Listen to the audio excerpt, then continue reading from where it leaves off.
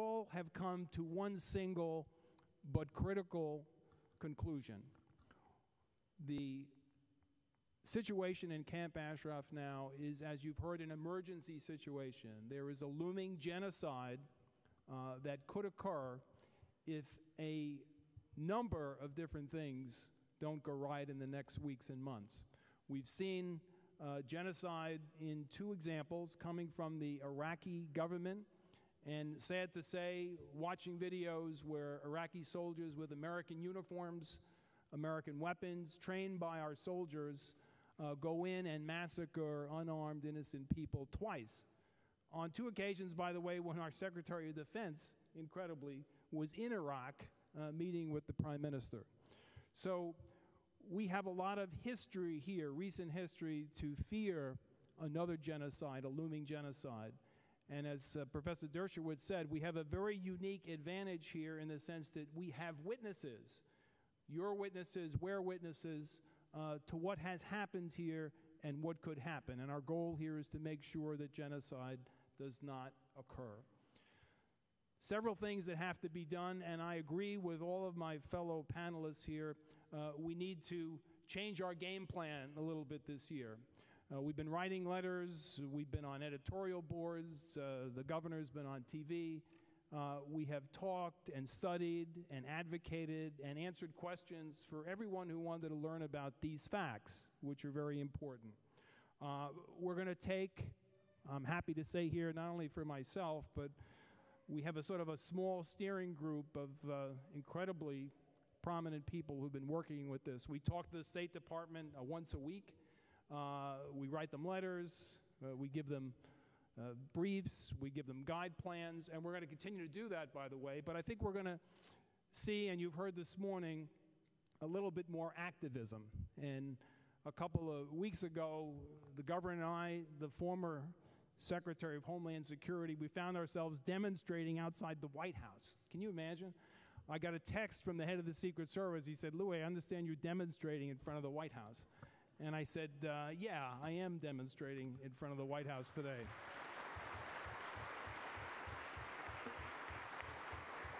You know, what was pretty amazing, you know, we're outside the White House. We're outside the White House demonstrating. And the Prime Minister that day was visiting the President of the United States, which is pretty ironic when, you know, Mrs. Rajavi cannot come to the United States or any place else, particularly Tehran. But anyway, an interesting point, some of my sources, I have friends and sources still in government agencies, you might imagine, said that accompanying Prime Minister Maliki, now this is incredible, right? Accompanying Prime Minister Maliki was the Iraqi Secretary of Transportation. And I said, well, so what? Well, I said, no, you don't understand, Louis. His name is Amiri, and he is the former head of the IRGC Badr Brigade. The IRGC, which is the terrorist enterprise for the mullahs who run Iran. And I said, wait a minute. I said, is he inside the White House while I'm demonstrating outside the White House?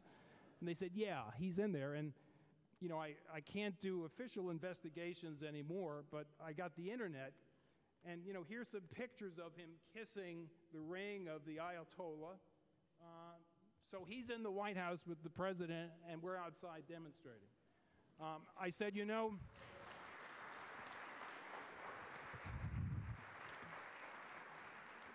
I don't have arrest powers anymore except as a citizen.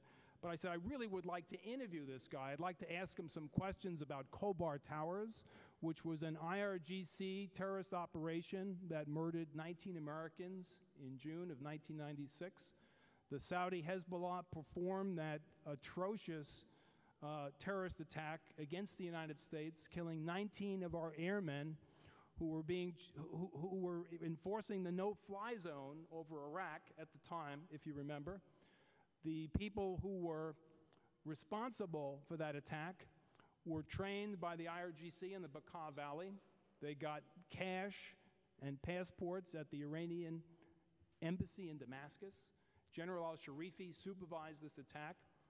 When we investigated it and went over to Saudi Arabia, and the FBI interviewed people who were responsible, who told us all this. We brought this back to the National Security Advisor to the President of the United States, and we said, we have evidence, not information, we have evidence that the Iranian government, using the IRGC, Mr. Amiri's organization, attacked Khobar Towers and murdered 19 Americans. One of the most incredible experiences I had when I was in Washington, the National Security Advisor says to me, "Who knows about this?" I said, "Excuse me?" He said, "Who knows about this? That the Iranians did the attack." I said, "Well, the FBI knows about it, the Attorney General, who was sitting next to me, about 100 FBI agents, and now you do, sir." And he said, "Well, this is a big problem for us." The problem was Iran. The problem is still Iran. And as Ambassador Ginsburg said, a policy that's got a shelf life that's not only expired, but is rotten at this point. And the policy was very simple. If we appease the Iranians, let's put MEK on the Foreign Terrorist Organization list in 1997, which is precisely the reason it was put on that list, as you just heard, things will work out. If you keep them on the list, they told the Republican administration, you won't see our IEDs blowing up your soldiers in Iraq. Well, that didn't work either. And now there's a whole bunch of other reasons that nobody quite understands. But we understand one thing. We understand that based on the facts and the law, uphold justice, there is absolutely no legal or factual justification for keeping this organization on the Foreign Terrorist Organization list. So some of the other things that are going to start happening, as you heard, lawyers are going to go back to court and remind the Court of Appeals for the District of Columbia that back in August of 2010, they found that the Secretary of State, not her personally, but the Department of State, had violated the constitutional rights of the PMOI because they had not given them due process with respect to explaining why this organization remains on the list. They said, go back and come to us, explain your sources, explain the basis, even if it's in a classified manner, which the court, particularly this court, is able to receive, and nothing, not a word, no response. So it's time for a show cause order, for a mandamus, to get the lawyers in the State Department to look at the facts, which the 21 people, by the way, who signed this letter, some of the most prominent terrorist experts in the world have found no facts to support this justification. More importantly, keeping this terrorist organization on the list is not a non-action. Keeping them on the list, as you heard from several speakers, gives both the Iranian regime and the Iraqi government a license to kill the residents of Camp Ashraf. And that is absolutely outrageous. That's not being neutral or passive. That's facilitating terrorism.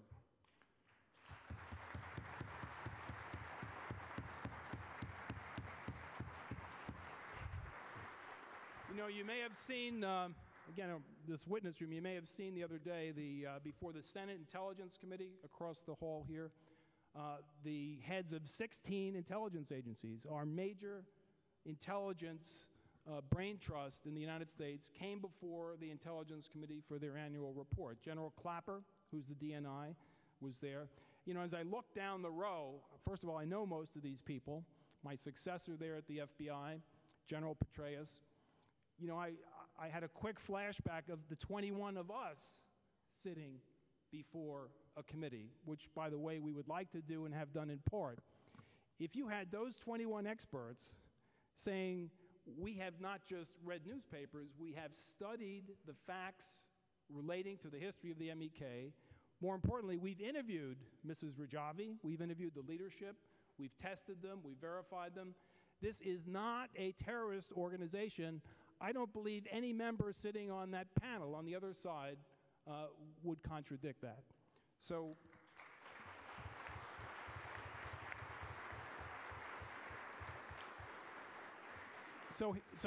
here we are in a very preposterous situation.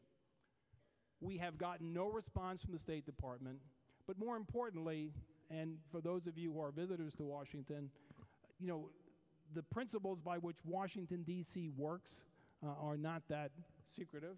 Up here on Capitol Hill, the law intersects with the facts, intersects with politics. Well, let me just make a quick comment, and then I'm going to let my other speakers talk here. The 21 people who signed that letter, we just haven't signed letters. You know, we've talked to editorial boards, we've been on TV shows, et cetera, et cetera. You know, there's a statute that's called the material support of terrorism. The Justice Department prosecutes people for offering material support to the terrorism. Well, none of the 21 of us have gotten any grand jury subpoenas, if you know. More importantly, you know, do you think any of us would be up here talking about this issue and verifying the bona fides and the non-terrorist nature of this organization if for a moment we thought to the contrary? But more importantly, the way this town works, and Senator D'Amato knows this, and Ambassador Ginsburg knows this, and Governor Rendell knows this, if there was one iota of evidence or information, let's take it a level below evidence, that the MEK was actively involved or intending or thinking about terrorism, all 21 of us would have gotten calls from our agencies. Saying, you know, Louis, Tom, you know, we can't tell you why, but this is really not something you guys should be doing. And the 21 of us would be disappeared. You'd never have heard of us. The other thing about this town, which the people I just referred to know very well, if there was one iota of evidence, if the incompetent lawyers in the State Department who are working on this issue had some facts, had a basis, we'd be reading about it in the New York Times, in the Washington Post, anonymously. We can't quote our sources who don't want to be identified, but there is incredible evidence, ladies and gentlemen, about the terrorist organization called the MEK. We haven't seen leaks. We'd even be happy for a leak at this point from the State Department since we haven't gotten an official response.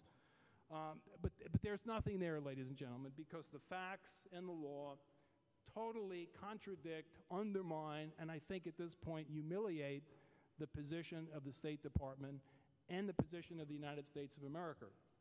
We had this Kafkaesque conversation with an ambassador the other day who said, you know, I've got to go over and convince these countries to take these MEK refugees.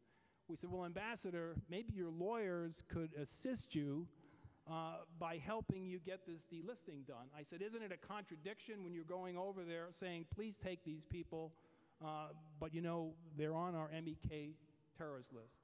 And the response was, the response was incredibly, I'm sorry, the response was incredibly, they're two different issues. Well, come on, they're not two different issues. They go to credibility. More importantly, they go to the honor and promise of the United States. The one thing we're not going to let happen as witnesses, we're not going to let a couple of things happen. One, as witnesses, we're not going to let the 3,400 men and women in Camp Ashraf be put into a concentration camp.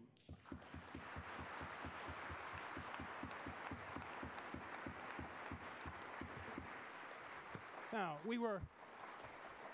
it was suggested to us that we should avoid that term because we might offend some of the ambassadors working on this matter. Well, you know what? We're witnesses. The way Camp Ashraf has been pre-designed and controlled by the Iraqi regime, clearly at the behest of the Iranian regime, it is now a prison camp, not a refugee camp. So we're going to do a couple of things, and then I'm going to sit down here. One of the other things we've offered to do in our new spirit of activism, we're going to go to court.